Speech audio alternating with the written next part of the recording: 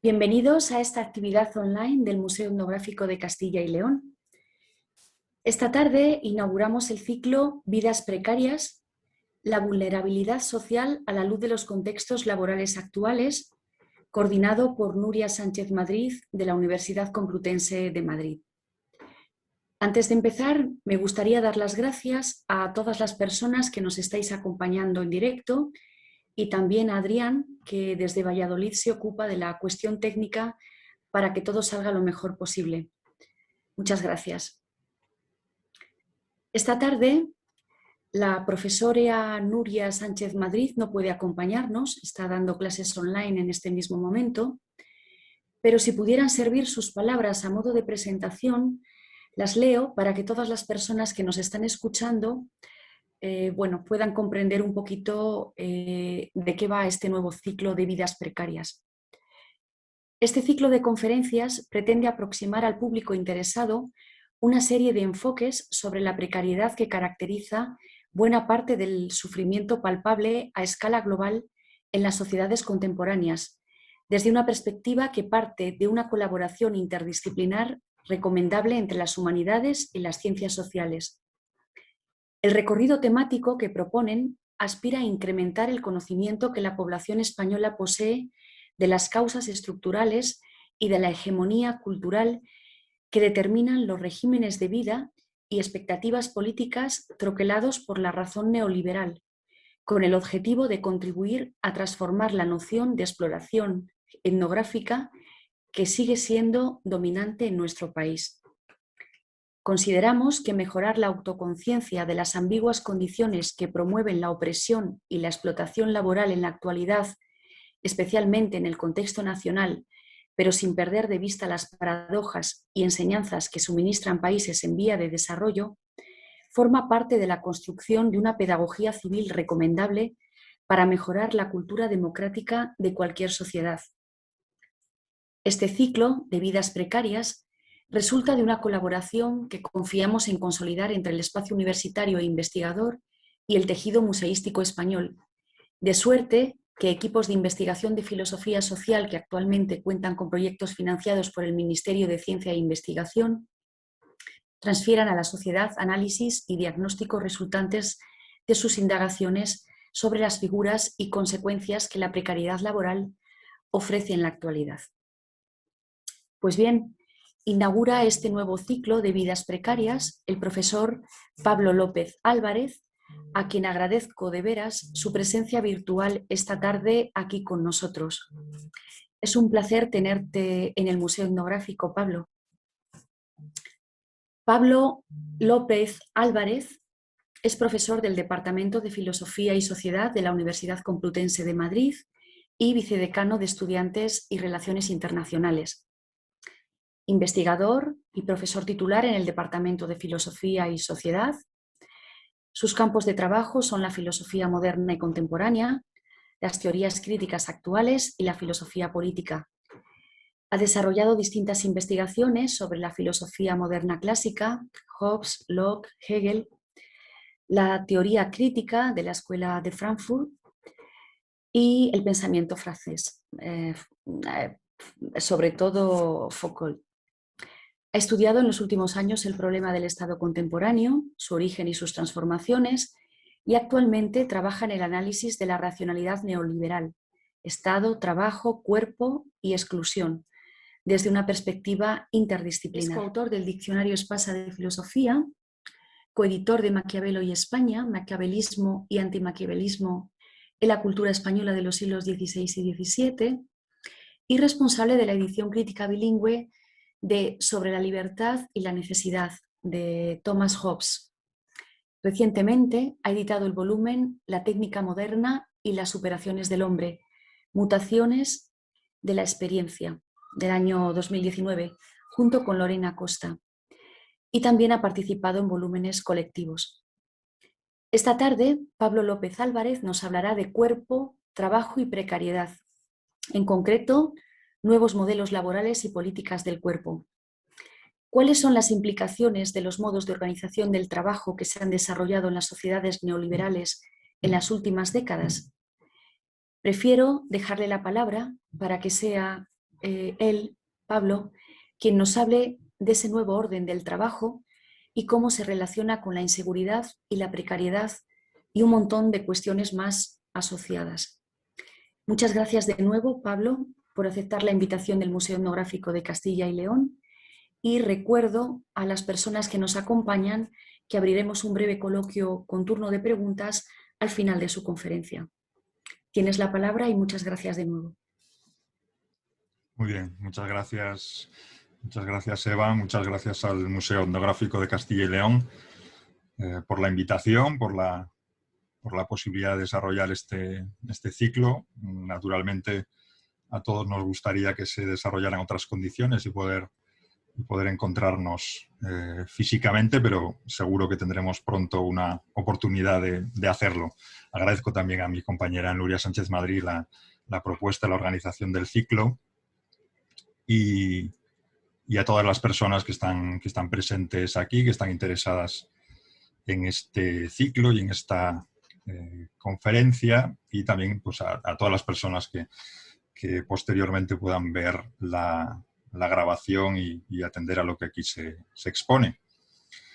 Mi idea a la hora de inaugurar esta serie de conferencias sobre las vidas precarias tiene que ver con presentar una aproximación al problema del trabajo e intentar presentar algunas de las dimensiones del trabajo como problema, del trabajo como relación social fundamental y su vínculo con la precarización, más que la precariedad como una condición estable, el vínculo con la precarización de la existencia, con algo que trasciende con mucho el ámbito, el campo del trabajo para extenderse a la misma condición de la vida o de la existencia de los individuos y de las poblaciones en las sociedades actuales.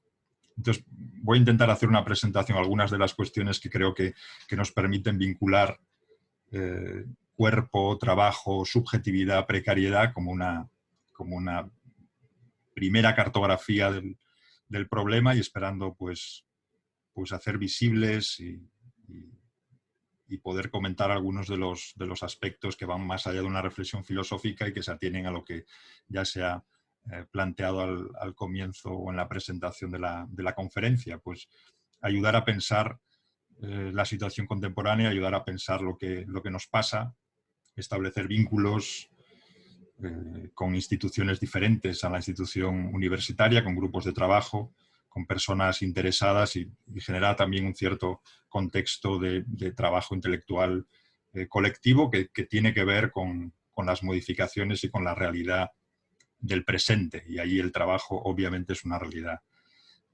central o una relación social central.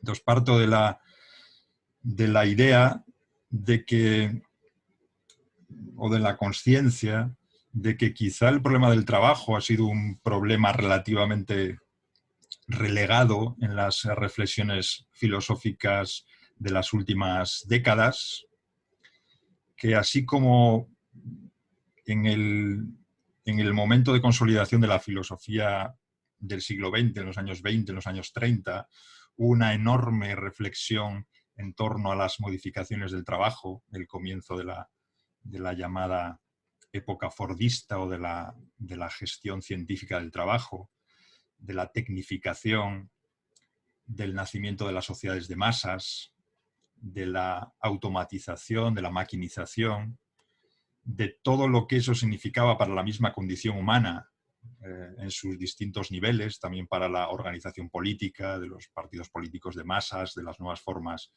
de Estado y de intervención política. Y ahí la reflexión filosófica fue amplísima y enormemente profunda. Se diría que las modificaciones del trabajo en las últimas 4 décadas no han generado una reflexión filosófica de la misma magnitud. Creo que se puede explicar en parte también por el hecho de que el neoliberalismo ha desplazado el problema mismo del trabajo en beneficio de otras cuestiones como en particular la organización empresarial, ¿no? Una cierta minimización del problema del trabajo, del problema del sufrimiento, del problema del cuerpo, a partir del desarrollo de una gramática distinta. Entonces es cierto que en el ámbito de la reflexión filosófica se diría que es necesario plantear una recuperación del problema del trabajo, un retorno del problema del trabajo, porque desde el punto de vista filosófico incluye vínculos muy poderosos con el cuerpo, con la subjetividad y con el daño, con el problema del daño. Y en segundo lugar, la idea de la que también parto, según la cual estudiar el trabajo permite comprender de una manera más adecuada, de una manera más precisa, el tipo de racionalidad económica, el tipo de racionalidad social que se ha extendido en las últimas 4 décadas y a la que habitualmente llamamos neoliberalismo o racionalidad neoliberal. Entonces, pienso que atender al ámbito del trabajo permite arrojar una mirada diferente sobre el problema de la gubernamentalidad, sobre el problema de las figuras de la subjetividad, del empresario de sí, y de la relación entre autonomía y violencia o entre autonomía y daño, ¿no? Que es un plano importante para pensar la realidad de la racionalidad neoliberal, que no se aprecia de la misma manera si se orienta desde una perspectiva distinta. Entonces, voy a organizar la exposición en 3 breves partes. En primer lugar, haré mención al vínculo que se puede establecer, al vínculo del cual parto, entre corporalidad, trabajo y sufrimiento. ¿Por qué el trabajo importa? ¿Por qué el trabajo daña a la subjetividad? ¿Cuál es el vínculo que se puede pensar entre trabajo y subjetividad, rehabilitando la importancia también teórica del trabajo? En segundo lugar, haré una alusión a algunas de las modificaciones que considero más importantes en las formas de organización del trabajo en las sociedades contemporáneas, en las sociedades nacidas de la crisis de los años 70 y de los años 80. Y en tercer lugar, quisiera hacer una breve mención a la cuestión de en qué sentido el modelo de organización del trabajo es algo más que un modelo de organización del trabajo y puede pensarse como una forma de gobierno, de gubernamentalidad, de gobernar las conductas, de determinar, de condicionar la manera en la cual los individuos se entienden a sí mismos y establecen sus propias decisiones, ¿no? ¿En qué sentido la precariedad es algo más que una forma de organizar el trabajo, una de las consecuencias de la organización contemporánea del trabajo, y puede pensarse como un régimen general de gobierno de los individuos y de las poblaciones? Comienzo por la primera parte. Intentaré ser lo más breve posible. Intentaré no hacer demasiadas alusiones a autores filosóficos, a corrientes filosóficas que quizá no sean conocidas, incidir en el centro de la cuestión, en aquello en lo cual seguramente cada persona pueda sentirse reconocida en tanto trabajadora. En primer lugar, parto de esta cuestión o de esta pregunta en torno a por qué importa el trabajo o cuál es la manera en la cual el trabajo se relaciona con la subjetividad, o por qué el trabajo puede dañar a la subjetividad o puede vincularse también con su realización. Y para ello me apoyo en una concepción del trabajo, la concepción psicodinámica del trabajo, desarrollada sobre todo por el médico psicoanalista francés Christophe Dejour, que plantea una concepción del trabajo desde el punto de vista de la dinámica, desde el punto de vista de la organización del cuerpo y de su relación con la actividad, que intento exponer de la siguiente forma. Lo fundamental del trabajo, y esto que nos permite pensar el nexo entre trabajo y subjetividad, lo fundamental del trabajo no es tanto lo que se prescribe, la tarea que se prescribe o la finalidad que se busca o el objetivo que se busca con la actividad, ¿no? Con esta actividad laboral, que es una actividad que tiene una finalidad más allá de la misma gratificación o satisfacción que se busca con la actividad, digamos, una actividad dirigida a un fin.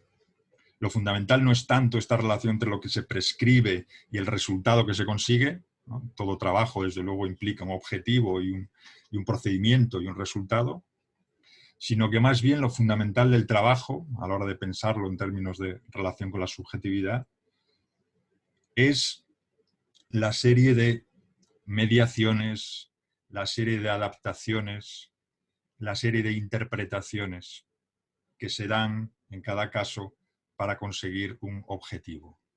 En cada trabajo, en el más sencillo que podamos imaginar, el sujeto ha de desarrollar respuestas, ha de desarrollar interpretaciones de la norma. Nunca un trabajo consiste en realizar lo prescrito. Y de hecho, si nos limitamos a realizar aquello que es prescrito, aquello que es ordenado, el trabajo necesariamente fracasa, ¿no? En todo trabajo, en toda tarea, es necesaria una implicación del sujeto que tiene la forma de una reflexión, de una interpretación, de una variación de la norma, de una respuesta a un contexto inesperado, a un contexto complejo, ¿no? Una implicación que es siempre una implicación del cuerpo. En toda tarea que se desarrolla por parte del sujeto hay una implicación que exige una determinada inteligencia, una determinada adaptación, no porque en el trabajo surjan necesariamente imprevistos o circunstancias extraordinarias, sino porque hay siempre una resistencia de lo real, Entonces no hay trabajo que no implique una interpretación, una adaptación, el desarrollo de una cierta inteligencia corporal que es necesariamente adaptativa y que implica una reflexión, una adaptación, algo más que una aplicación mecánica de las órdenes recibidas. Una suerte de juego adaptativo, una serie de interpretaciones o de desviaciones con respecto a la norma. Siempre que trabajamos nos desviamos de la norma, siempre que trabajamos es necesario añadir algo a lo prescrito, Bien, esto que se añade, esta energía o esta fuerza o esta involucración, este compromiso por parte del cuerpo y de la sede corporal, es un compromiso que no siempre se puede hacer consciente, ¿no? Que no siempre es consciente para el sujeto, ¿no? En tanto que es o reúne una serie de disposiciones corporales. Aquello que yo hago cuando trabajo no siempre es claro para mí mismo. Y pienso no solo en el trabajo asalariado, en el empleo asalariado, sino en formas de trabajo que no responden a ese patrón, el trabajo de cuidados, en el trabajo doméstico.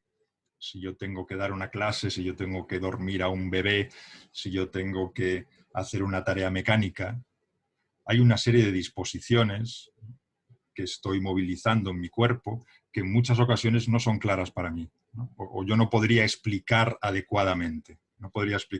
Hay siempre una zona relativamente opaca, relativamente no clara para el sujeto en tanto que consciente, una manera de actuar para la cual siempre parece que nos faltan las palabras, ¿no? Cuando tenemos que describir una acción corporal, casi podríamos decir lo más exigente, lo más difícil desde el punto de vista conceptual, es describir una serie de acciones corporales.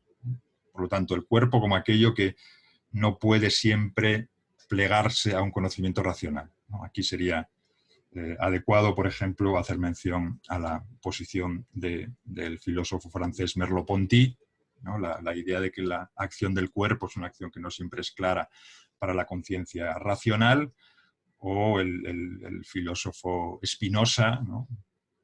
Que de una manera muy conocida dejó escrito en su Ética el principio según el cual nadie sabe lo que puede un cuerpo, ¿no? En este sentido de que las acciones del cuerpo no son claras para la conciencia, para el alma, sorprenden al alma. Por lo tanto, el trabajo implica una inteligencia corporal, no siempre clara para la conciencia, que también por eso está abierta al fracaso. En cada tarea estamos expuestos al fracaso. Y a un fracaso particular, porque es un fracaso en el cual nunca estamos en condición de saber exactamente en qué medida nuestra propia acción es la que ha sido la causa del fracaso. Toda acción corporal, toda acción performativa, todo gesto que se repite, está abierto a la desviación, ¿no? Está abierto al desajuste, está abierto a la excepción, está abierto al fracaso, está abierto a la ruptura de la norma. Por lo tanto, está abierto también al sufrimiento. Entonces, desde este punto de vista, si entendemos que el trabajo no es exactamente esta relación entre objetivos, procedimientos y resultados, sino que implica dimensiones de la subjetividad vinculadas al cuerpo, vinculadas a una cierta opacidad, a una cierta imposibilidad de aclarar completamente los fundamentos de la acción, que remite a la posibilidad de un desajuste, que implica un esfuerzo interpretativo, ¿no? La necesidad de adaptarme a circunstancias que no están bajo mi dominio, la necesidad de adaptarme a entornos complejos. Con ello entendemos de qué manera, o estamos en la dirección de entender de qué manera el trabajo tiene una relación directa con la subjetividad, ¿no? Porque implica dimensiones nucleares del sujeto, ¿no? Implica mi forma de percepción del tiempo y del espacio, ¿no? Cuando me adapto constantemente a la realización de una tarea.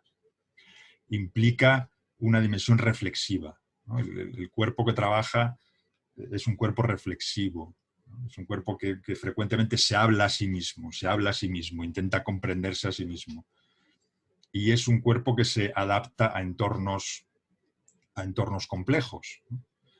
Todas estas dimensiones son dimensiones en las cuales el sujeto puede ser dañado en su esquema corporal, puede ser dañado en el fracaso de su tarea, puede ser dañado igualmente al faltar la dimensión de reconocimiento del trabajo, o al faltar esta dimensión que se requiere para que una tarea pueda desarrollarse adecuadamente, que es la confianza, o trabajar en un entorno de confianza, en un entorno colaborativo, en el cual tengo la confianza de que mi desviación de la norma, ¿no? O la forma en la cual reacciono a ese entorno complejo va a ser respetada y va a ser reconocida, ¿no?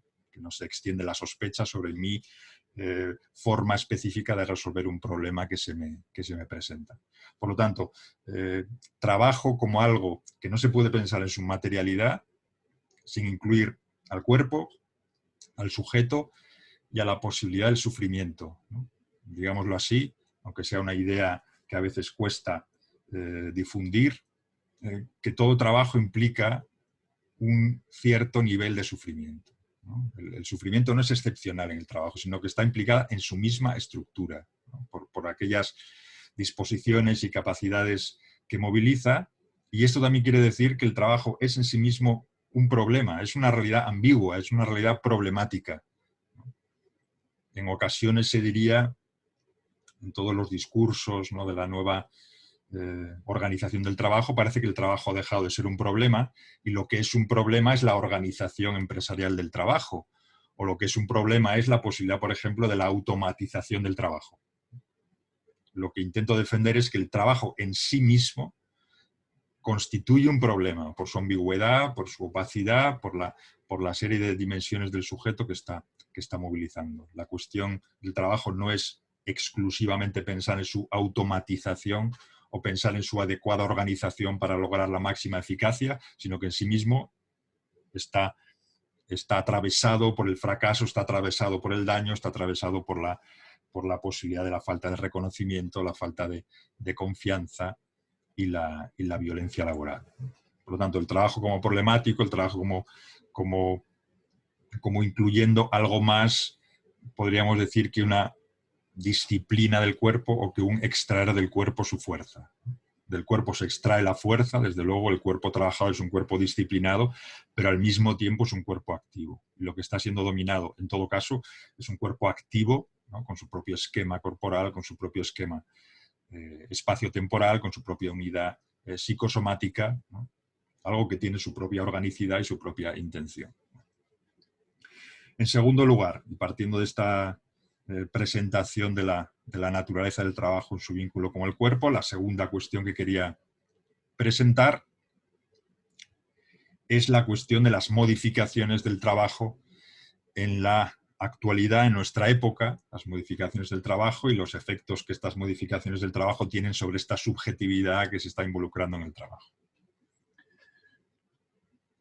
Pensar las modificaciones del trabajo nos obliga a remontarnos al origen de las sociedades actuales, origen que, bueno, hay un cierto consenso en situar en la crisis de los años 70 del siglo pasado, ¿no? La crisis de todo ese periodo de la socialización capitalista, el periodo de los años 40, 50, 60, llamado periodo fordista o la edad keynesiana, o del estado del bienestar, o del estado asistencial, que entraría en crisis en los años 70, ¿no? En muchas dimensiones de su existencia, que partiría de una crisis económica, de una crisis de crecimiento, de una crisis de inflación, de una crisis de desempleo, y que llevaría a la aparición de nuevas formas de regulación social que habitualmente se llaman neoliberales, ¿no? La racionalidad neoliberal o post-keynesiana o post-fordista. Si tengo que decir, para quien no esté muy familiarizado con este concepto, aunque es un concepto muy empleado ya en las ciencias sociales y en el lenguaje cotidiano, que es el neoliberalismo, diría que lo que distingue al nuevo liberalismo del viejo, ¿no?, de las antiguas configuraciones del liberalismo, es que para los neoliberales, que es una escuela que en realidad se forma en los años 30, 40 del siglo XX, la libertad es algo que es necesario producir. Los nuevos liberales no estarían en la posición liberal clásica, según la cual la libertad es algo que se da en las relaciones sociales, espontáneamente en las relaciones sociales, y que habría que proteger del gobierno político, ¿no? El mercado como algo que no hay que gobernar, ¿no?, que no hay que tutelar desde el gobierno político, sino dejar en su propia espontaneidad, en su propia dinamicidad. El nuevo liberalismo es consciente de que la libertad debe ser construida a cada instante, ¿no? Y deben ser eliminados activamente, positivamente, afirmativamente, los obstáculos para la liberalización. Entonces, el nuevo liberalismo, a partir de los años 70 y sobre todo en los años 80, como un conjunto de intervenciones constantes en el cuerpo social, no como un dejar ser, ¿no?, a la sociedad y a sus propias dinámicas, sino como una intervención constante, incansable, ¿no?, como una, casi diríamos, como un imperativo de reestructuración permanente. Es el tipo de temporalidad que habitamos desde entonces y de una manera, además, crecientemente acelerada. Entonces, es necesario reformar, reestructurar, dinamizar, liberalizar de una manera activa. Por supuesto, eso implica una serie de intervenciones constantes también en el ámbito del trabajo, ¿no? En ese contexto de la crisis económica, de la crisis de sobreproducción, se hace necesario mantener la tasa de beneficio, asegurar el crecimiento, reducir el desempleo a través de una serie de intervenciones en la organización de las empresas, en las políticas laborales, que tienen que ver con diversificar la producción, diversificar el consumo, reducir los plazos de producción. Y desde el punto de vista de la organización del trabajo, si tengo que exponerlo de una manera muy compacta y muy breve, diría que hay que aludir a la descentralización de las empresas, ¿no? Empresas que dejan de ser, digamos, las grandes corporaciones o las grandes fábricas características del periodo fordista, para ser empresas en red, para ser empresas descentralizadas, en las cuales se da un incremento de la temporalidad, de la externalización, de las subcontratas, del trabajo autónomo, ¿no? El trabajo que no es exactamente un trabajo dependiente, ¿no?, de la empresa o de la fábrica, sino que está más bien descentralizado a través de distintas esferas o círculos de externalización de los costes, y que implica también una maximización de la libertad o de la autonomía del trabajo. Lo que esto supone es también la reducción de los beneficios o de las garantías del estado del bienestar, ¿no? Podemos decir, la desaparición de toda una cultura de trabajo y de toda una cultura social que tenía que ver con el empleo estable, que tenía que ver con lo que se llamaban las carreras profesionales, ¿no? El empezar desde abajo con un incremento constante de los salarios, el permanecer en un puesto de trabajo durante mucho tiempo o de por vida, y todo ese modelo social que tenía que ver con lo que se ha llamado también la ciudadanía laboral, ¿no? Pues el acceder a los derechos sociales a partir de la condición de trabajador. Casi siempre y claramente el trabajador varón, ¿no? El desplazamiento o la minimización del empleo femenino. Toda esa cultura, diríamos, fordista, toda esa cultura que vinculaba, que gravitaba en torno a la fábrica o al centro de trabajo y que anclaba ahí también la condición de la ciudadanía, es algo que tiende a desaparecer o tiende a debilitarse, bueno, a distintas velocidades y con distintos matices, ¿no? En los diferentes lugares en los cuales se implanta la razón neoliberal, para asegurar las condiciones de la flexibilización y de la privatización del trabajo, ¿no? Y es lo que abre el espacio en el cual nos ubicamos nosotros, ¿no? El incremento de la autonomización del trabajo, la extensión de las lógicas, podríamos decir, de la autonomización del trabajo. Esto no es solo, no implica solo el incremento del trabajo autónomo, del trabajo por cuenta propia, sino también la extensión de lógicas de autonomización o de individualización a los empleos estables. Es decir, que hay una cierta confluencia aquí. Insisto, no se trata simplemente de que haya un aumento en la tasa de trabajo autónomo, sino que también los empleos estables se acogen a determinadas formas de organización que tienen mucho que ver con la individualización del trabajo, con la medición particularizada de la calidad del trabajo, etc. Entonces, es todo el conjunto de modificaciones que se ponen en marcha a partir de los años 70, sin las cuales es imposible entender la deriva actual, ¿no? Pero con respecto a la cual serie de modificaciones me parece importante decir lo siguiente, porque es algo que hace un poco más complejo todo el problema, decir que esto no es simplemente, o no se puede entender exclusivamente como un programa de mercantilización o de dominación o de reubicación de las clases sociales y del dominio de clase, sino que esta gramática del nuevo liberalismo y de la exigencia de un trabajo más autónomo, más flexible, menos vinculado a las formas estables, fabriles, disciplinarias clásicas, acoge y potencia el discurso crítico contra las formas del trabajo disciplinario. Es decir, el neoliberalismo y la reforma del neoliberalismo asume las críticas que se desarrollan desde finales de los años 60, que están obviamente muy presentes en mayo del 68, al trabajo paternalista, al trabajo de por vida, al trabajo normalizador, al trabajo que allana, ¿no? Que anula la creatividad, la innovación de los sujetos. Esto es, toda esta serie de modificaciones en el trabajo tienen un vínculo poderosísimo con la idea de la autodeterminación, con la idea de la realización en el trabajo, con la idea de la innovación, de la creatividad, con el placer asociado al trabajo. No es exclusivamente una forma de reconfigurar el dominio, es también una forma de conjugar el principio de la libertad y tiene principios éticos muy sólidos, ¿no? Aunque hoy en día la perspectiva que tenemos sobre esos acontecimientos sea distinta, ¿no? Es una movilización de la libertad y eso seguramente explica algo de por qué puede afectar tanto a la subjetividad y por qué el problema del trabajo es un problema tan ambiguo. Bueno, avanzo un poco más. Las modificaciones que se plantean en ese contexto son modificaciones muy aceleradas, ¿no? Y muy intensificadas en nuestra actualidad.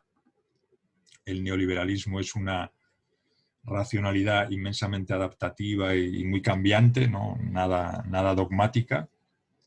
Y la manifestación de estos cambios y la forma en la cual se declina también este principio de libertad en la actualidad lo ubicaría en este plano, en el plano de la individualización del trabajo, de la psicologización del trabajo, de la extensión de una cultura de la evaluación.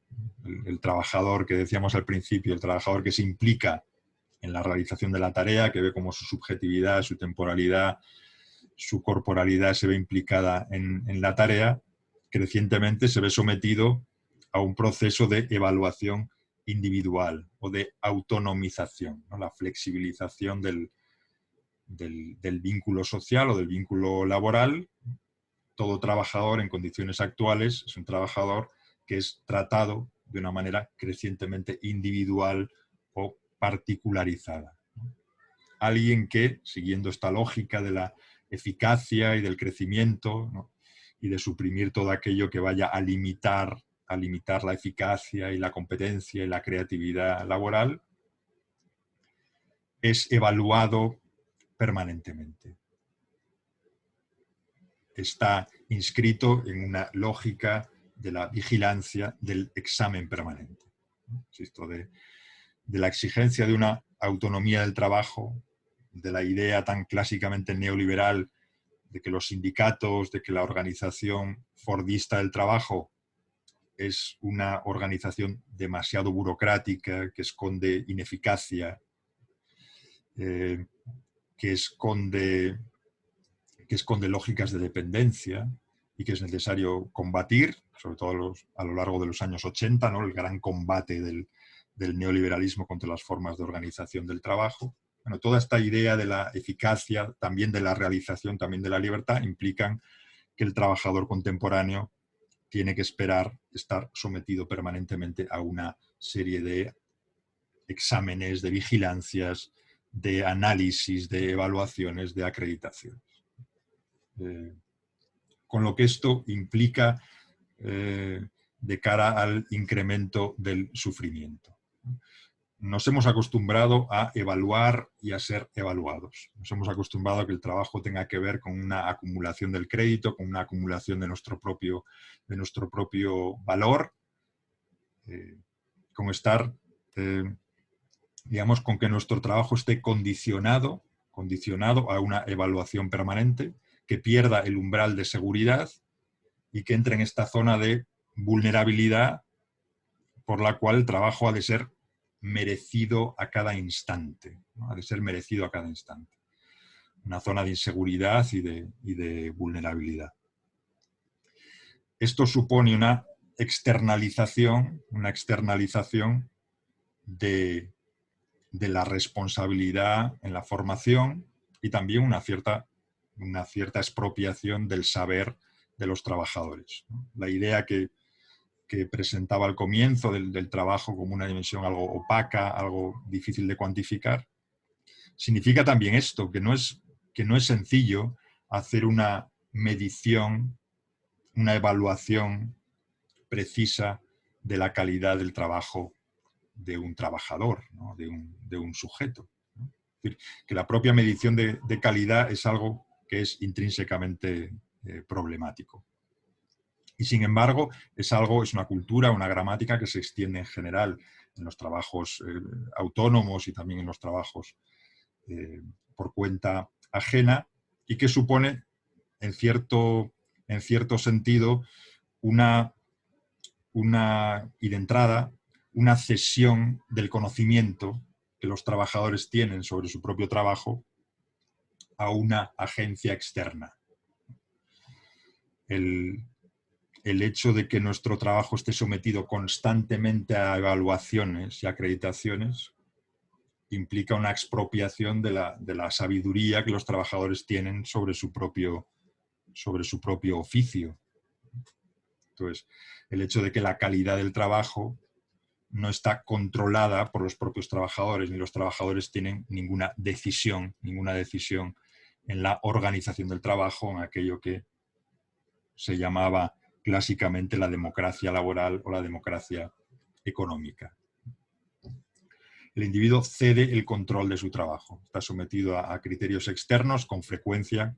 Seguramente todos nosotros estamos habituados a recibir patrones de evaluación que que no recogen lo fundamental de nuestro trabajo, que no están pensados para capturar realmente la calidad de nuestro trabajo, sino más bien para someterlo a un control externo. Igualmente esto implica para el trabajador que el trabajador es hecho responsable, ¿no? Se le hace responsable de su propia formación. La acreditación permanente o la evaluación permanente del trabajador implica que éste ha de poder estar en condición de renovar incesantemente sus propias habilidades, sus propias capacidades, sus propias disposiciones, en un proceso que nunca encuentra un umbral de seguridad. Es decir, debemos incrementar permanentemente, debemos superar permanentemente pruebas. De lo que se trata no es tanto de saber algo, ¿no? O de poder hacer algo, sino de mostrar de qué manera actuamos permanentemente sobre lo que sabemos, ¿no? Y promocionamos permanentemente aquello que sabemos en un umbral que, insisto, no tiene suelo de seguridad. Pero de manera más relevante para la cuestión que me importaba tratar, que es la cuestión del sufrimiento, esta cultura de la evaluación, esta cultura de la acreditación, lo que supone es que el individuo es también responsable de sus propias disposiciones psíquicas, ¿no? Que lo fundamental también para conseguir un empleo y para conservarlo es tener una serie de características psíquicas, ¿no? Como la motivación, como la iniciativa, como la proactividad, como la capacidad de trabajar en condiciones de estrés, presión, como la realización de tareas simultáneas, ¿no? La proactividad, la buena disposición psíquica. De manera que el sujeto, en esta serie de modificaciones que tienen que ver con la liberalización del trabajo, es responsable de lo que es. No ya de lo que sabe o de lo que puede hacer, sino de lo que es. Y esto quiere decir también que el sujeto es culpable de no llegar a ser aquello que se requiere para desempeñar un determinado trabajo, ¿no? El sujeto es, digamos, el presupuesto de esto y la fuente, y una de las fuentes fundamentales del sufrimiento laboral es que el sujeto recibe sobre sí la responsabilidad de modificarse, de modificar sus buenas disposiciones, su adaptabilidad, su iniciativa, su capacidad comunicativa, su capacidad de relación, su capacidad de trabajo, sus propias dimensiones psíquicas. Por lo tanto es culpable no ya de no saber o de no poder hacer, sino más bien de aquello que es, ¿no? En el supuesto de que la capacidad del sujeto para modificarse es una capacidad infinita, ¿no? Es el equivalente a la idea según la cual podemos tener el cuerpo que queramos, ¿no? Y si no tenemos el cuerpo que queremos es por alguna suerte de falla moral, ¿no? Por una pereza, por una falta de compromiso, ¿no? Esta idea que es realmente muy, muy pregnante de la modificación infinita, ¿no? De la posibilidad de modificación infinita del privilegio de la actividad. Por lo tanto, recae sobre el sujeto la culpa de no adaptarse, recae sobre el sujeto la culpa de perder un empleo, de ser sustituido por otro trabajador o desarrollar su trabajo en condiciones precarias y de inseguridad. Y esta carga de la culpa es una carga que es una fuente primordial del sufrimiento laboral. Clásicamente decía Walter Benjamin, el filósofo alemán Walter Benjamin, que el capitalismo podía entenderse como una religión peculiar, porque era una religión que no trataba de la expiación de la culpa, sino una religión que extendía la idea de culpa, ¿no? Que extendía la culpa. Una religión, decía Benjamin, de una manera muy precisa, una religión sin dogma, que no es dogma, es puro culto, ¿no? Que no tiene dogma, es un puro culto, y un culto, decía Benjamin, que no conoce descanso, que no conoce días festivos, ¿no? Un culto perpetuo, no tanto un dogma de creencias, sino más de una forma de hacer y una extensión de la culpa, ¿no? Y esta extensión de la culpa creo que es una manera de entender parte de nuestro sufrimiento laboral, digamos, la responsabilidad que se proyecta sobre el sujeto de su propio fracaso y de su propio sufrimiento y de su propia incapacidad para llegar a ser aquello que se requiere, ¿no? Igualmente, por avanzar un poco más, esta modificación o este incremento de la individualización o de la privatización de las relaciones laborales tiene que ver con la ruptura de las solidaridades laborales, ¿no? Con el hecho de que los entornos de trabajo sean entornos máximamente competitivos, en los cuales igualmente nos hemos acostumbrado a que nuestros compañeros de trabajo sean más bien clientes internos, ¿no? O competidores. Es frecuente que en las empresas se desarrollen lógicas de competencia entre unidades o entre secciones, ¿no? Cada una de las cuales con sus propios recursos, ¿no? Publicitarios y de competencia, que se promocionen todo ese tipo de relaciones de competencia entre trabajadores y que se penalice todo lo que significa el apoyo mutuo o la solidaridad laboral como un elemento que tiende a perturbar la eficacia del trabajo dentro de las empresas. Por lo tanto, individualización como ruptura de las solidaridades laborales, y aquí también está una de las bases del daño y del sufrimiento laboral, ¿no? Trabajar en un entorno en el cual se han roto esas solidaridades, un entorno que, por lo tanto, es un entorno más abierto al acoso laboral, un entorno más abierto a las presiones, ¿no? Y a la imposibilidad de realizar el trabajo en unas condiciones de confianza y de bienestar laboral. Y finalmente, esta individualización, ¿no? Esta cultura de la evaluación permanente es una cultura que implica el incremento de la intensidad del trabajo.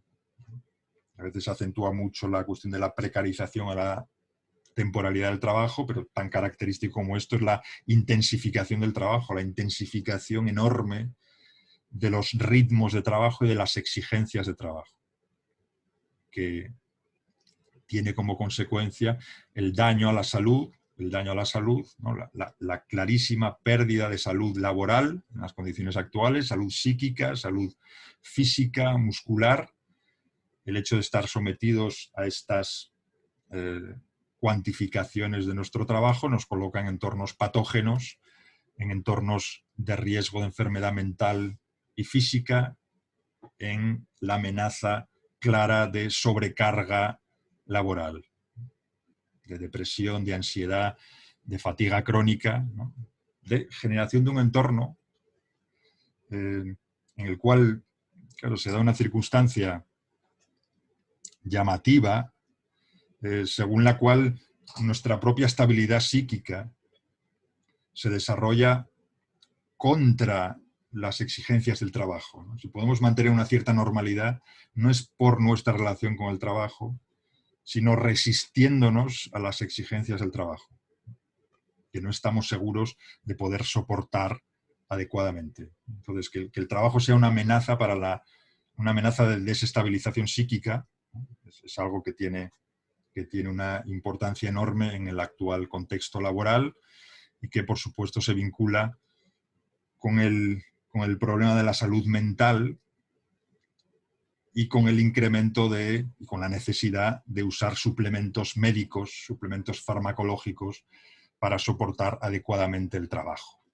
El hecho de que el entorno laboral contemporáneo es de una naturaleza tal que simplemente no estamos seguros de poder soportar el trabajo sin suplementos farmacológicos, ¿no? Sin ansiolíticos, sin antidepresivos, sin bloqueadores de los afectos, sin estimulantes, ¿no? Y lo que llamaba Mark Fisher, esta privatización de la enfermedad mental o esta privatización del estrés, genera este entorno que es verdaderamente importante y de una enorme violencia sobre el sujeto. Simplemente no podemos imaginar cómo soportaríamos nuestra vida laboral sin farmacología. No sabríamos cómo sostenerlo. Ya no se trata del uso de las drogas, del uso recreativo de las drogas o del uso de fin de semana de las drogas, sino más bien del establecimiento de ciertos niveles psíquicos adecuados para soportar las exigencias de la vida y las exigencias del trabajo. Bien. Voy a ir concluyendo con una cuestión que me parece importante y es la siguiente. Todo lo que menciono tiene que ver con el daño y con la violencia, ¿no? Con el sufrimiento laboral, que tiene que ver con la ruptura de toda una cultura clásica del trabajo. Y obviamente es importante recordarlo. El sufrimiento laboral no es excepcional, ¿no? Sino que se da de una manera muy generalizada. Pero es también importante atender no solo al sufrimiento, sino también a la forma en la cual nos defendemos de ese sufrimiento, ¿no? Porque quizás esto tiene además un significado político importante. El hecho de que estemos en esta situación de daño, en esta situación de violencia, lleva al sujeto a desarrollar mecanismos defensivos, entre los cuales está este, que señala también Christophe Dejour. Una cierta banalización del daño, Esto es, un cierto silenciamiento del sufrimiento. El negarnos a nosotros mismos el reconocimiento del sufrimiento.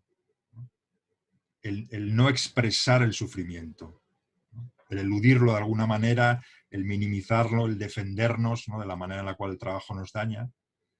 Un cierto silenciamiento, una cierta incapacidad para verbalizar el sufrimiento laboral. Pero esto significa también o implica también la banalización del sufrimiento ajeno, ¿no? Es decir, que el sufrimiento de los otros no despierte en nosotros la indignación moral. Y este elemento me parece importantísimo, aunque merecería desde luego un desarrollo más amplio, ¿no? El hecho de que silenciemos nuestro propio sufrimiento nos hace también insensibles o nos hace también tolerantes al sufrimiento ajeno. Esto es el miedo generado, ¿no? por el daño, el miedo generado por la violencia nos hace tolerantes a la violencia ante los demás, nos conduce a una valoración positiva de las acciones violentas. Esto es, quizás esto pueda explicar la facilidad con la cual aprobamos la violencia laboral, ¿no? La violencia laboral contra los sujetos inadaptados, contra aquellos que no se han adaptado a las nuevas exigencias del trabajo, contra los jóvenes que no se han formado adecuadamente, ¿no? La tolerancia a la acción fuerte, ¿no? a la acción de limpieza, al trabajo sucio que es necesario hacer en los trabajos, la facilidad con la cual aceptamos la violencia laboral, ¿no? Como algo que es necesario, como algo que se vincula de una manera directa a la banalización, diríamos, de la violencia, ¿no? ¿Por qué la violencia laboral no produce indignidad? Indignidad no. No produce indignación ética, ¿no? ¿De qué manera el propio sufrimiento laboral nos lleva a traicionar nuestros propios presupuestos éticos, ¿no? Esto es también una fuente de sufrimiento, ¿no? Y sería importante entender cuál es la forma en la cual es el miedo el que nos hace tolerantes a la violencia sobre los otros, ¿no? Porque tiene, insisto, unas dimensiones políticas importantes. Y como ya me temo que tengo que terminar, pues permitidme que diga una última cuestión sobre el punto final que tenía que ver con esto. Si asumimos mínimamente este escenario, ¿no? El escenario de las modificaciones del trabajo, de la individualización, de la extensión del miedo, de la inseguridad, ¿no? El hecho de que vivimos nuestro trabajo en condiciones de inseguridad, una cierta banalización también de la injusticia, una amenaza de sobrecarga o de sufrimiento laboral, seguramente podremos entender que la precariedad no se puede entender ya como la pérdida de las antiguas garantías o seguridades. No se puede definir solo en negativo. No es la falta de aquello que se tenía anteriormente, sino que es una condición positiva en la cual las generaciones más jóvenes simplemente se han formado y en la cual desarrollan sus propias estrategias, ¿no? Es una condición positiva. Y aquí lo que quería decir, ya no lo voy a desarrollar, es que esta inseguridad o esta precariedad como una condición positiva, no como la falta, no como la carencia, sino como la condición afirmativa, es una manera de conducir nuestras conductas. Nos vemos conducidos nos vemos llevados a tomar nuestras decisiones en entornos crecientemente inseguros, crecientemente inseguros. Esto es una especie de modificación de las lógicas del gobierno de los individuos,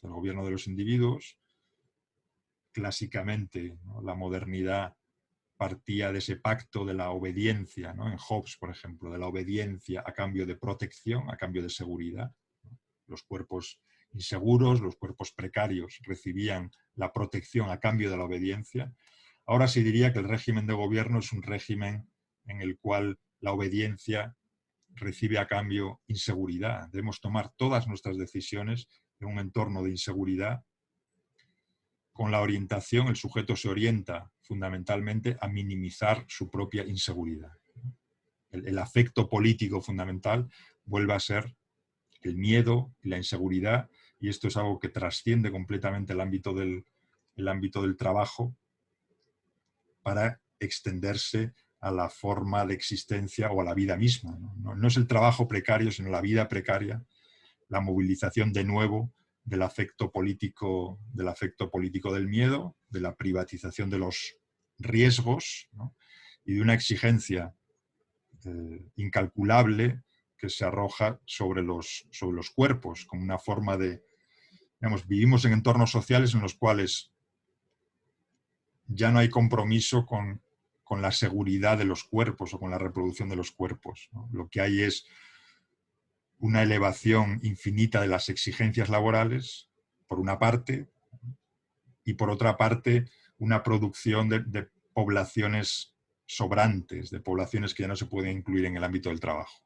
Entonces, es una racionalidad completa de gobierno, insisto, que quizás se pueda describir finalmente de esta manera, ¿no? Una intensificación enorme de las exigencias laborales para aquellos que trabajan y una producción de poblaciones sobrantes, de poblaciones que ya no se pueden incluir de una manera exitosa en el ámbito de la producción, ¿no? Lo que me parece más crucial destacar es una forma de socialización en la cual parece que ya no hay un compromiso con el mantenimiento de los cuerpos y con la reproducción de los cuerpos, sino quizá la extensión de una utopía de gobierno, que nos trata como si no fuéramos cuerpos con necesidades, ¿no?, cuerpos graves, sino más bien un conjunto de fuerzas, de energías que se pueden rentabilizar en este mundo muy virtualizado y en el cual parece que la presencia misma de lo corpóreo es una presencia de algo obsoleto que se trata de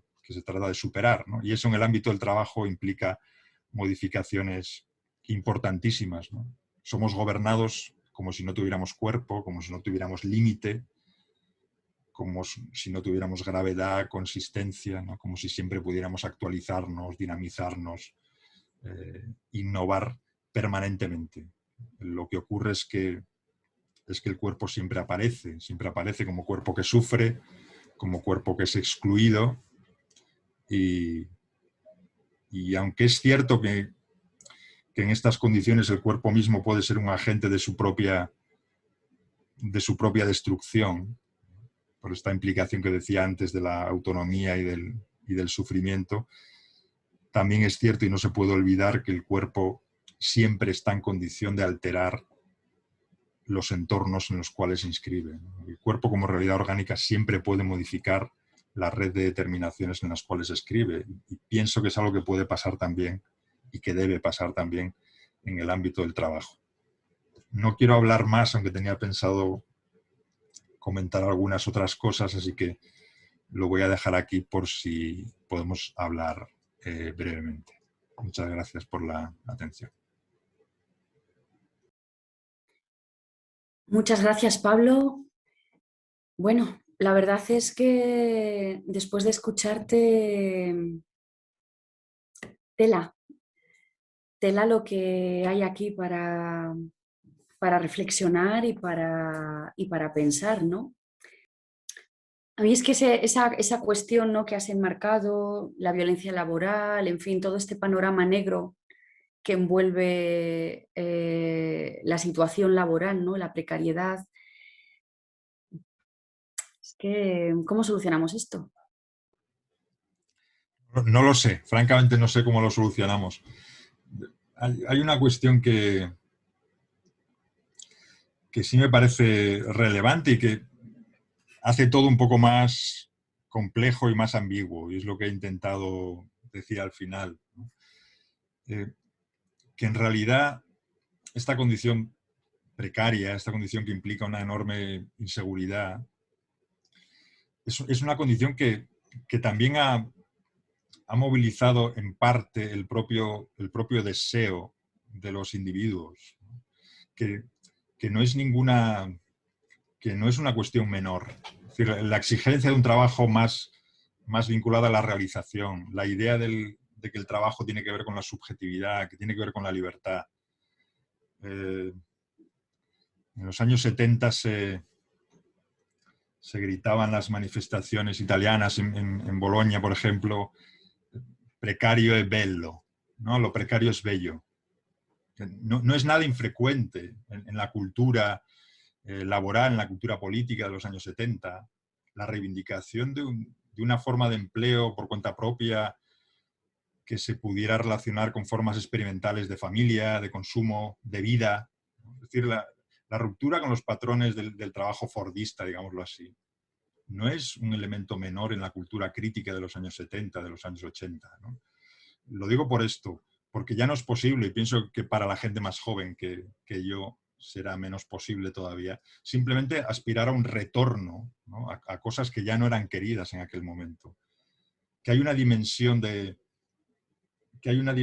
libertad, de autonomía, de autodeterminación, que tiene que poder conjugarse con un cierto nivel de seguridad, ¿no? Y esta es a mi modo de ver, la dificultad mayor del programa, que no vale con intentar recuperar nostálgicamente formas del estado asistencial, porque son formas de vida que simplemente serían inadmisibles según los patrones de vida contemporáneos, ¿no? Entonces, ¿cómo pensar formas de protección o de compromiso con los cuerpos que al mismo tiempo respeten el criterio de la autonomía?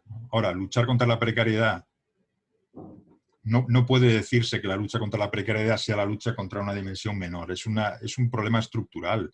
No es una lacra de las sociedades neoliberales avanzadas. La precariedad es una dimensión sistemática del capitalismo en su fase neoliberal.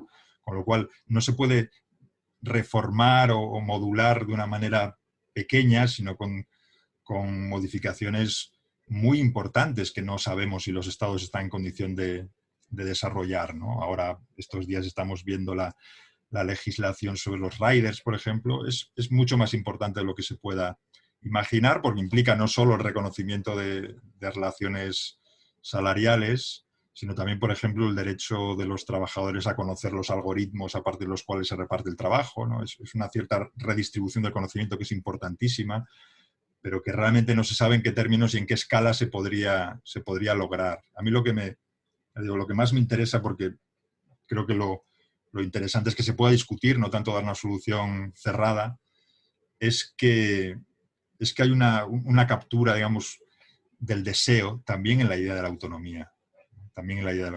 Esto es lo que lo hace, no sé, todas las discusiones, por ejemplo, sobre la renta básica, tienen que ver también con esto, ¿no? No tanto con el reforzamiento del estado asistencial, sino más bien con una suerte de capitalización del individuo, pero que intenta respetar también su propia autonomía, o el sindicalismo social, digamos que no sindicalismo laboral, sino sindicalismo vinculado a la vivienda, por ejemplo, ¿no? O el derecho de producción de espacio, el derecho a la ciudad, etcétera. Formas de sindicalismo que no tienen ya que ver exactamente con las formas de organización tradicionales del trabajo. Creo que son esfuerzos por pensar, por una parte, la seguridad y por otra parte, la libertad o la autonomía. Sí, muy bien. Tenemos varias preguntas, Pablo. Rosa nos dice lo siguiente. Buenas tardes, gracias por la estupenda exposición. Quisiera hacer una pregunta.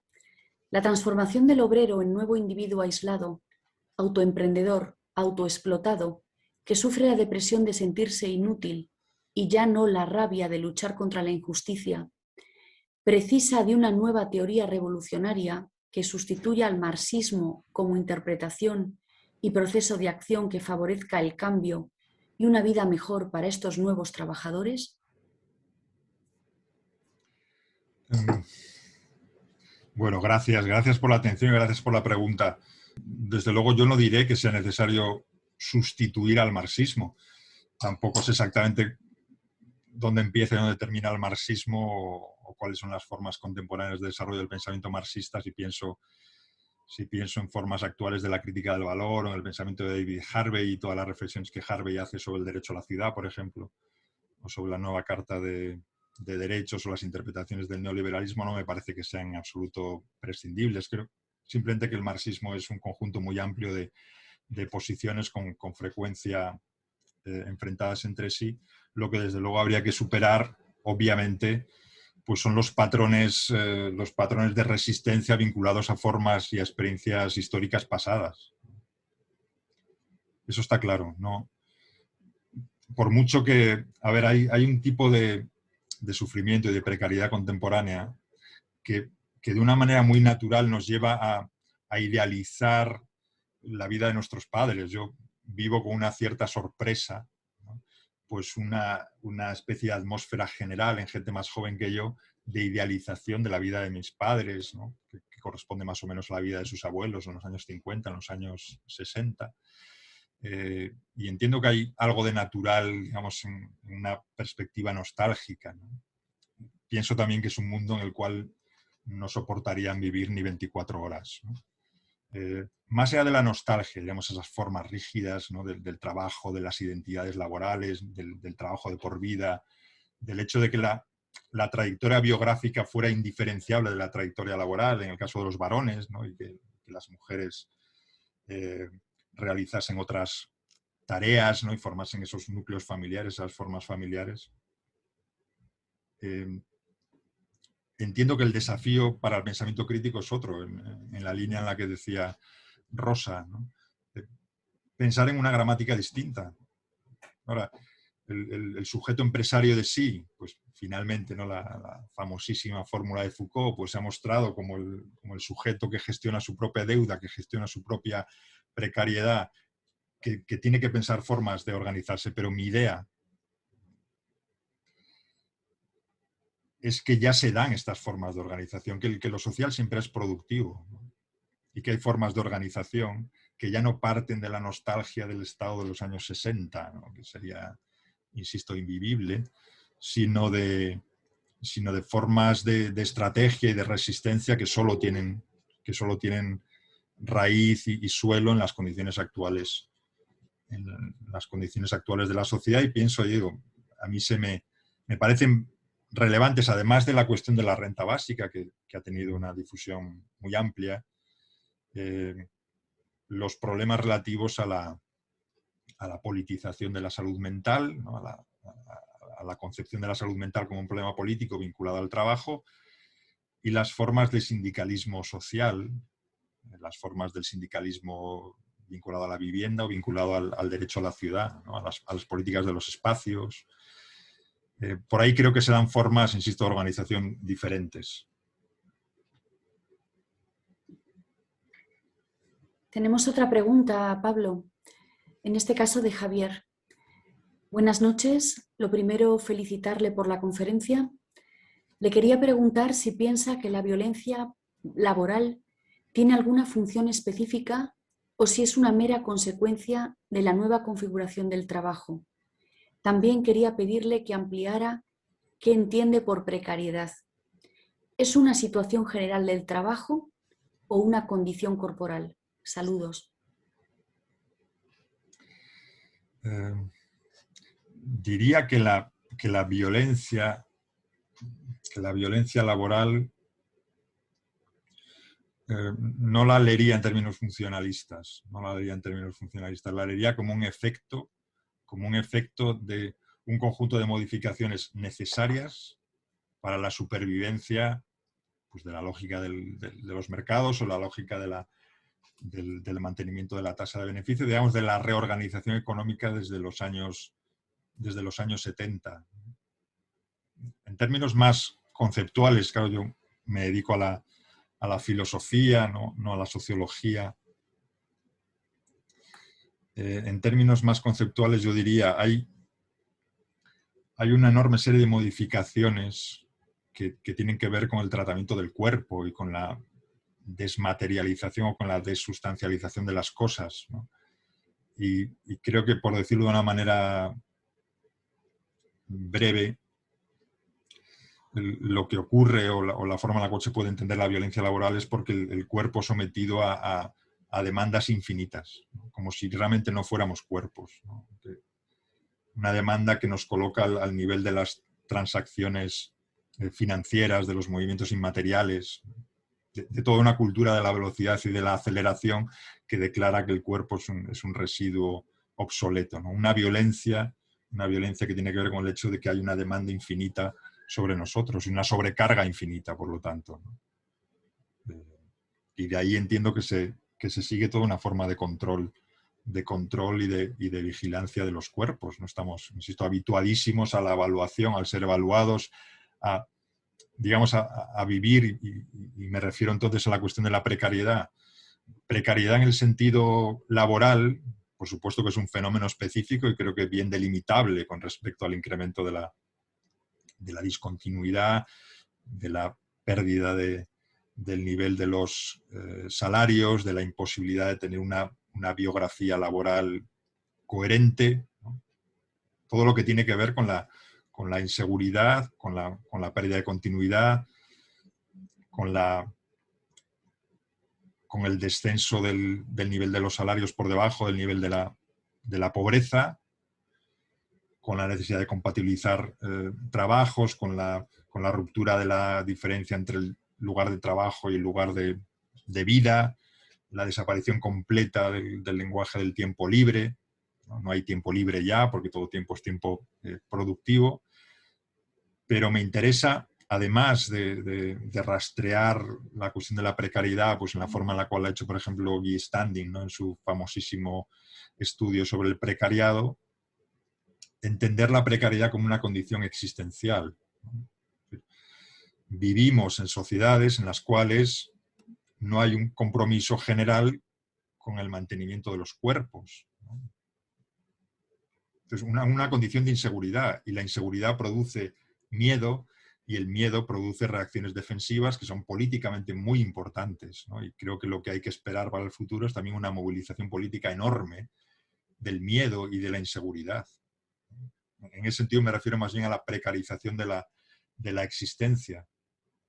El afecto fundamental es la consciencia de nuestra propia inseguridad y de la necesidad de desarrollar mecanismos defensivos, ¿no?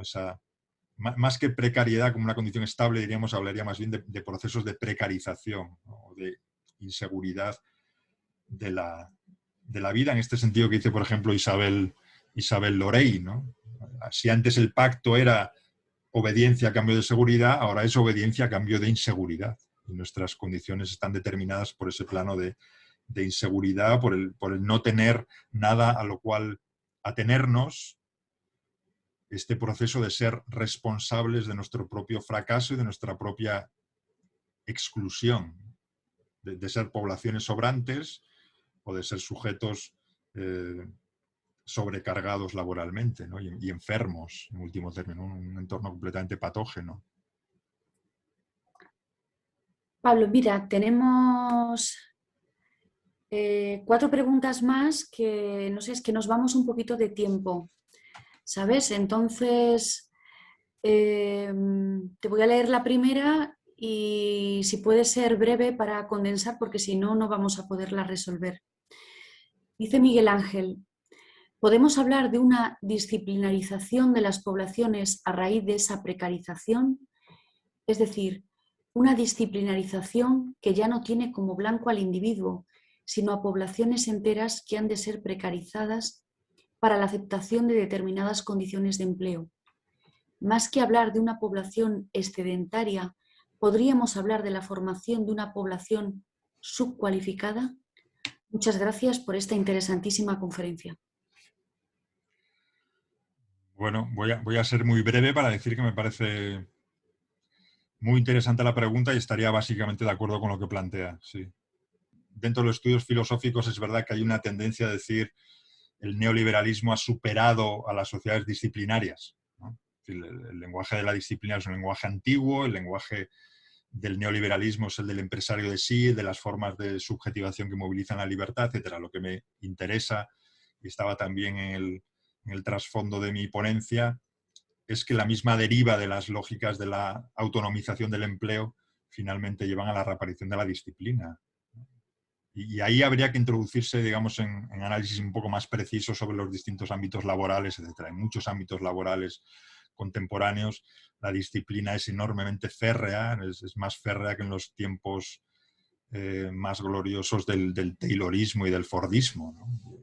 Por lo tanto, creo que no es que el neoliberalismo cancele la lógica de la disciplina, sino más bien hace o extiende de una manera más penetrante en el cuerpo social la disciplina a través de mecanismos distintos. Eso sí, no es la disciplina Foucaultiana, no es el conjunto de escolares o de presos, ¿no?, conducidos, trabajados en sus gestos. No, los escolares contemporáneos no están trabajados en el gesto, los presos contemporáneos están almacenados en las cárceles, no están trabajados disciplinariamente, pero sí hay una forma de disciplina, por ejemplo, a través de la deuda, ¿no?, la introducción de la deuda en las poblaciones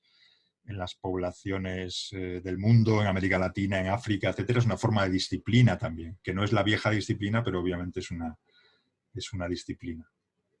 Y me parece interesante recuperar esa gramática también. Te agradezco la pregunta y la atención. Sura es más concisa y dice: gracias por la gran exposición. La banalización de la injusticia. ¿En nuestra sociedad actual irá en aumento? ¿Vamos a una sociedad sin valores?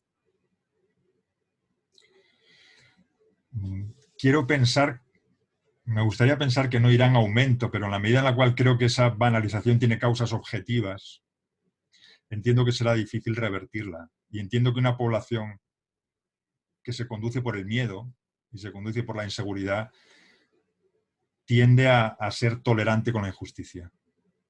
Eso creo que no se puede revertir, ¿no? Lo que habría que poder revertir es la condición de la producción sistemática de miedo, la producción sistemática de inseguridad.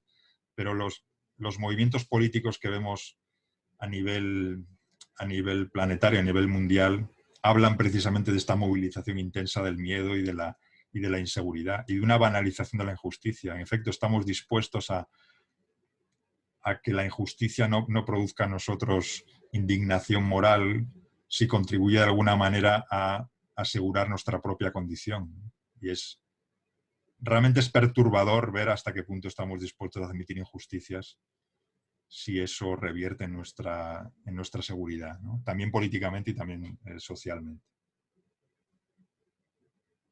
Muy bien. Santiago hace un comentario, es un poquito extenso, pero lo voy a leer. Tengo la impresión de que hay un aspecto generacional en esta cuestión. La banalización del dolor que produce el trabajo es algo que es propio de una concepción de la libertad del neoliberalismo. El clásico empresario de sí mismo cuyo trabajo sería una autorrealización a largo plazo. Esfuérzate y calla. Pero a la vez son los llamados millennials y centennials quienes necesitan más de ansiolíticos o terapia. Los de la generación previa son quienes siempre dicen que los jóvenes de ahora se quejan en exceso, como decía Navalón en El País hace unos años. Entonces hay como una desincronización ética, aunque lógicamente impera el valor ético neoliberal del trabajo y la banalización del dolor. Y de hecho los jóvenes son quienes se quejan porque evidentemente las lógicas laborales evaluativas actuales son peores. ¿Cuáles serían los pasos sociohistóricos que han permitido que sean los viejos trabajadores quienes mejor han asumido la nueva ética, a la vez que los nuevos la han asumido con tanta docilidad? Bueno, le envío en primer lugar un saludo a Santi, quien recuerdo como uno de los excelentes estudiantes que he tenido el honor de tener en la Facultad de Filosofía. Bueno, de nuevo me ocurre lo mismo. Realmente estoy de acuerdo con lo que plantea, sobre todo con la necesidad de precisar algunas partes del diagnóstico, claro, cruzándolo con elementos generacionales y con elementos de clase. Me parece muy interesante esa cuestión. En efecto, por lo que tiene también de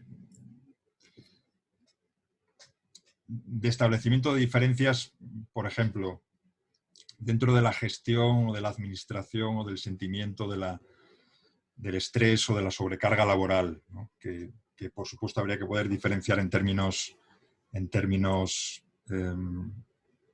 de sectores laborales. No es lo mismo, hay una tesis valiosísima de Carlos López Carrasco que hace una comparativa sobre las percepciones del estrés y la sobrecarga laboral en consultores informáticos, por una parte, y la manera en la cual convierten el estrés en un determinado sector laboral en una suerte de indicio de su propio valor y de su propio mérito, ¿no? Aquellas profesiones en las cuales el estrés es tolerado, incluso la presión extrema, ¿no? Es tolerada porque es un indicio de prestigio, ¿no? Es un indicio de prestigio y de mérito personal, ¿no? Y de sacrificio que lleva a la autorrealización, en efecto, en el trabajo. Por contraste con los trabajadores y trabajadoras de los call centers, ¿no? Los teleoperadores, la manera en la cual viven el estrés sin ninguna connotación positiva de autorrealización o de libertad, ¿no? Y por lo tanto es muy necesario también perfilar o distinguir los modos de experiencia del estrés o de la sobrecarga laboral desde el punto de vista de las generaciones más jóvenes. En efecto, creo que hay una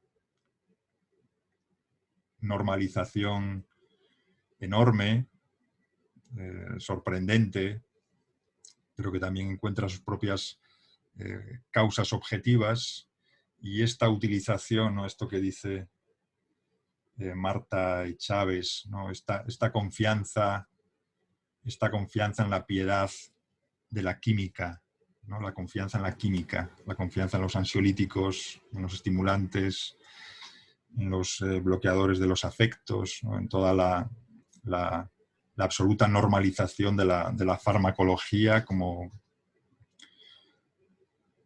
algo sin lo cual no podría orientarse simplemente la experiencia laboral o la experiencia vital, ¿no? Y no tengo realmente una respuesta para las experiencias o para los umbrales que han dado lugar a esas modificaciones, pero desde luego creo que es algo que es necesario pensar, ¿no? ¿Cuál es la condición de las personas que tienen menos de 25 años? ¿No?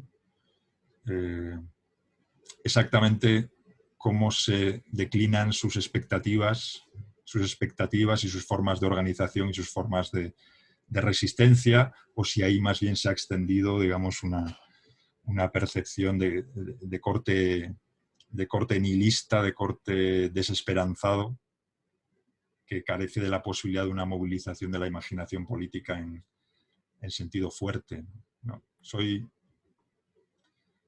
Se me hace muy difícil colocarme en esa situación. He visto modificaciones importantes y yo mismo, digamos, biográficamente me parece muy interesante recordar esta modificación por la cual el lenguaje político de mi juventud, de mi primera juventud, era un lenguaje político que gravitaba enormemente sobre la idea de la libertad, de la autodeterminación, de la diferencia, de la distinción.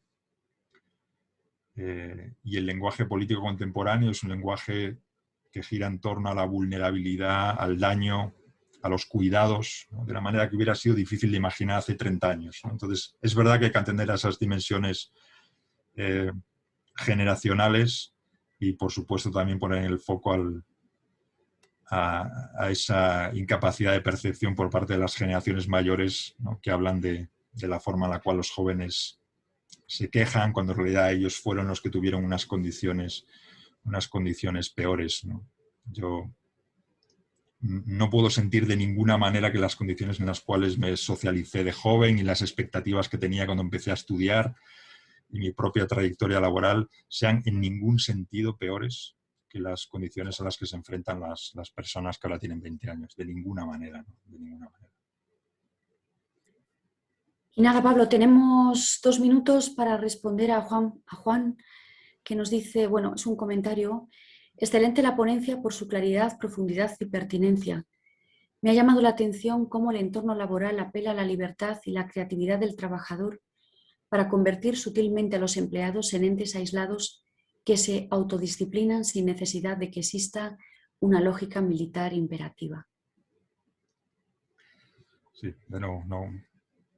Es así y es lo que hace el problema más ambiguo y más interesante. En efecto, no es simplemente un programa de dominación externo, sino que es algo que, a ver, la cultura más convencional del trabajo, la cultura sindical de los años 70, no era sensible a la cuestión del sufrimiento laboral y del vínculo entre subjetividad, sufrimiento, realización, infelicidad.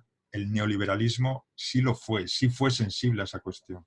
Sí dio un discurso que convertía la empresa, que transformaba la empresa de lugar de daño en lugar de realización, ¿no? Pero esto, vuelvo a decir, lo profundo y lo interesante es que está movilizando nuestro propio deseo. Es que ciertamente queremos y ciertamente buscamos un grado de autonomía, un grado de innovación, de realización en lo que hacemos.